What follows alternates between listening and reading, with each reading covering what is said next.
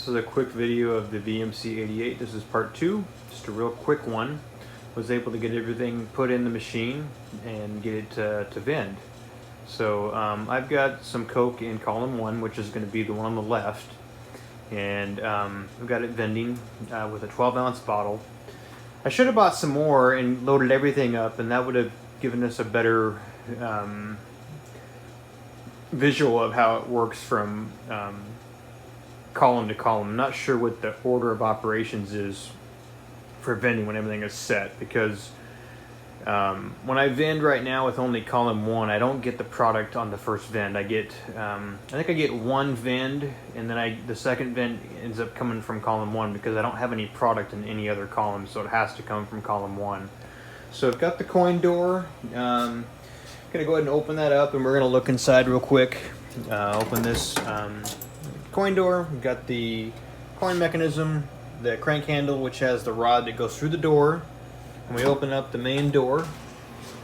We've got the linkage arm, which is on the inside, which makes contact with this coupler. So when you turn the handle from the outside, it turns that rocker arm. So that's why it's important that the timing is correct.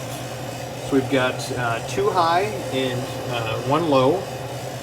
And right now, I've had the machine on for probably about 10 minutes, and it's starting to cool down about 43 degrees.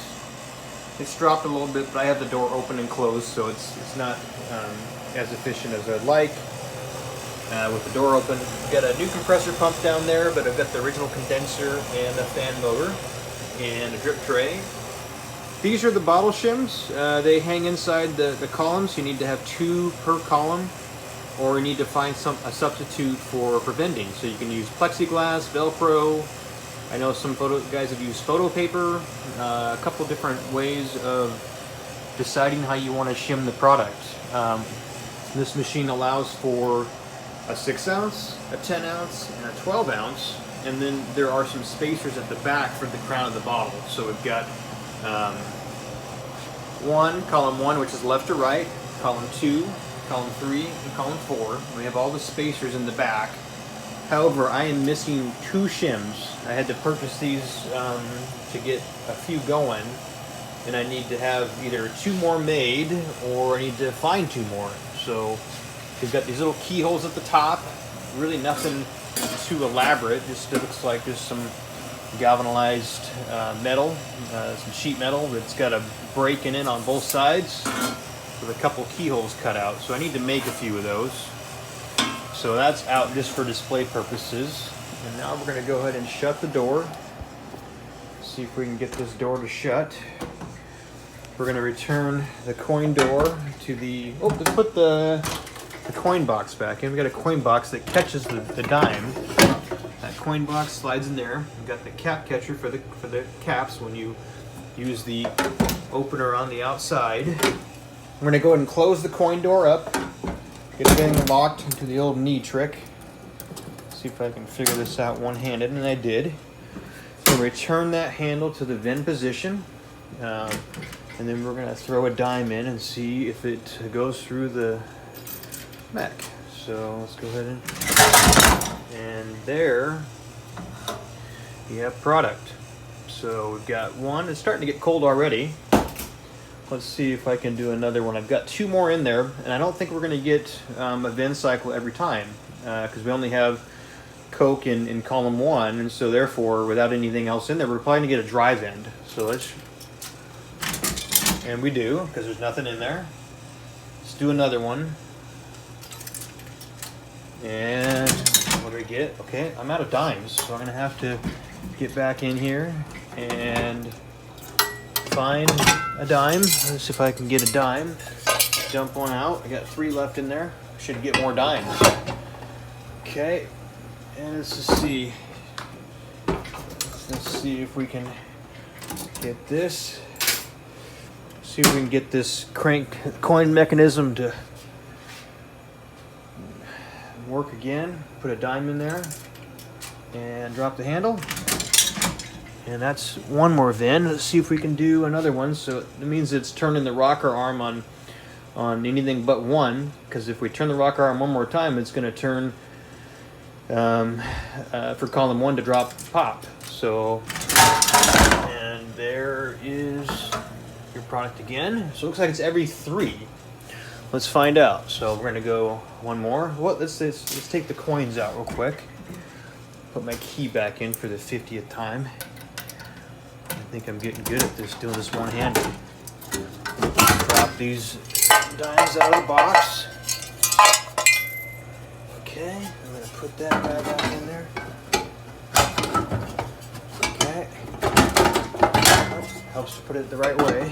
So, look at that, it's got a cutout. You could have locked that. So the owner could have had access to opening the coin door and putting product in, but if this was locked, then someone else could have taken the money if this was locked, I think. Unless you can reach your hand in there and get money out, I don't know.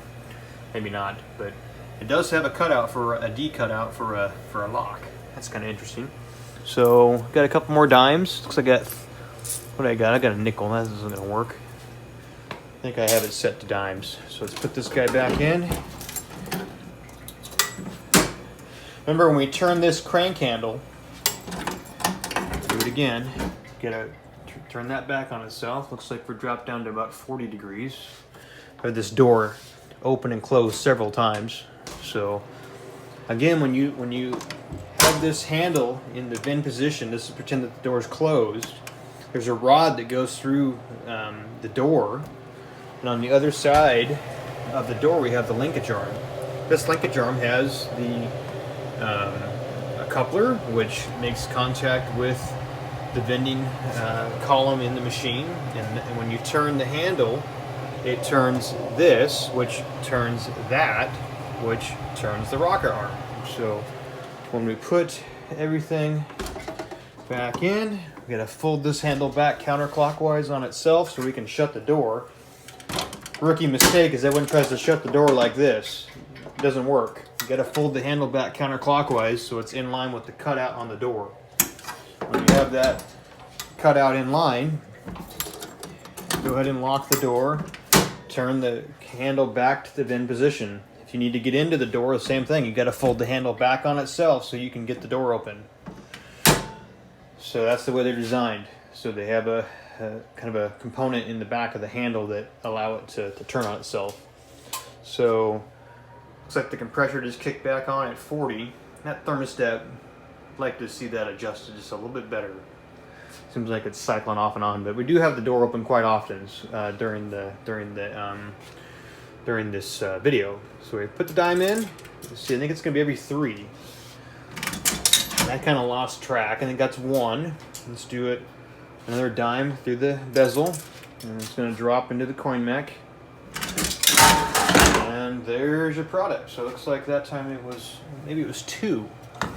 So we've got all 3 bottles out now, and that's the video part 2 for vending. So these were 12-ounce bottles. If we needed to go to a 10-ounce bottle, we would have had to move that spacer forward one notch. So you see those little teeth. You'd have to move that spacer forward. That way you can shim the bottle forward, the crown, so the crown doesn't go all the way to the back because it's shorter. So one more time, let's see. I don't know. It says that you have to have it timed for loading, but I've already started vending. So let's just see if I put a couple more back in there. Set the phone down just for a minute because I'm one-handed here. So it's 2 high, and then it's going to be 1 low.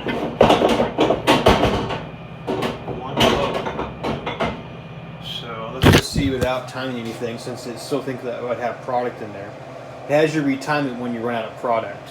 And so notice that the pre-cool, there's no pre-cool section in the evaporator area. So the pre-cool in the manual, it depends on what bottle you're vending, but it says, I think it says 13, and so I believe that this machine would sell out with product in it because there's no area for the pre-cooling area.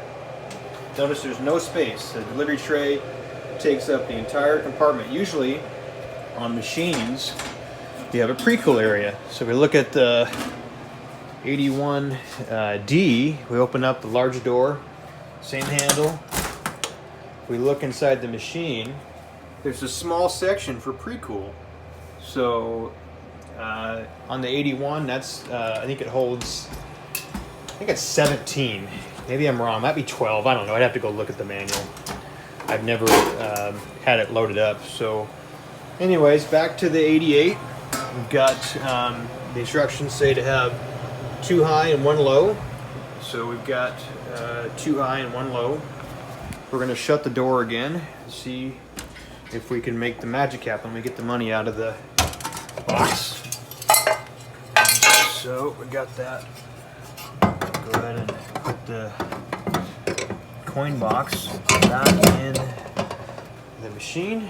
We're going to close up the main door by using this lever here that turns the bar inside that goes up, and then we're going to put this coin door, use the old knee, and let's see if we can get this thing to vend. So we're going to put a dime in, see what happens. Okay, we got 1 vend. Let's see, I got 2 more dimes here. So let's do another vend. We've got product again. So that was just 2 vends. And then let's do it again.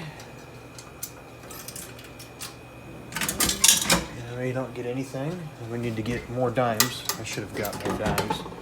Kind of silly to keep doing this over and over again, but just trying to show how this is working. And so we got a dime, put that back in the vend position, drop it in. I'm just going to leave the coin door open. There's no sense to so how this is working is that if that box was there, it would catch the dime. So when we drop the dime in, it goes through this rejector here, and this validates that this is a good coin. So it's by weight. So this dime drops through the top of the rejector, which is this top portion. It passes through the rejector, and then it goes down to what's called the coin block. And then in the coin block, you have different settings for different types of coins. So right now I've got it set to a dime. So this should be our 3rd vend, so we should be able to get it to vend. So I'm going to drop the dime into the rejector. It's going to go through all this madness here, which is the rejector. It's going to go down into the coin block, and then that's going to allow the handle to go down. So we're going to drop the dime in there. It goes through, and then there we go. We got ourselves getting to be a cold drink here pretty soon. So we've got 1 more. So let's shut the door just for 1 more time. So we fold that handle back on itself and do the old knee trick.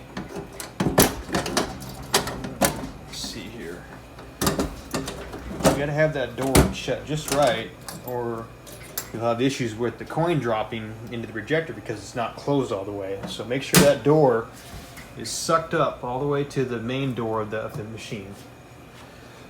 So drop that dime in. Okay, we got 1 vend, and it was either 2 or 3. I think it's been 2 most of the time. So yep, there's another product there. And that is how we get product to vend from the VMC 88. These were 12 flow ounces. We've got 3 in there.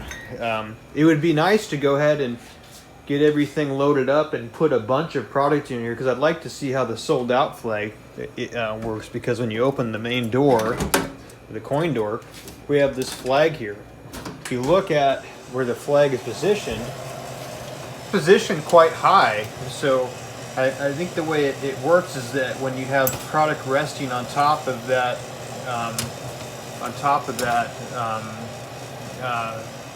flag, once you vend below this one here, it's going to allow that flag to go to sold out. And that's why I think, based on the height of the flag, is why you're going to have product, which is your pre-cool area down here. That way it stays cold, and then you'll be able to get everything stocked up that's cold on your next route. So this machine was designed to work, every day and be loaded. So he would come onto the route, and he would load those first 10 or 13 bottles that are cold, and then whatever's left over. So if there's 88, maybe he's going to load, 73 to 75 bottles if it's empty or it's a half load. But I believe the way those instructions are written is you're timing those rocker arms when it's empty. Notice that we didn't have to retime anything when I just opened the door. So right now, rocker arms aren't timed. Notice the notches are not in position.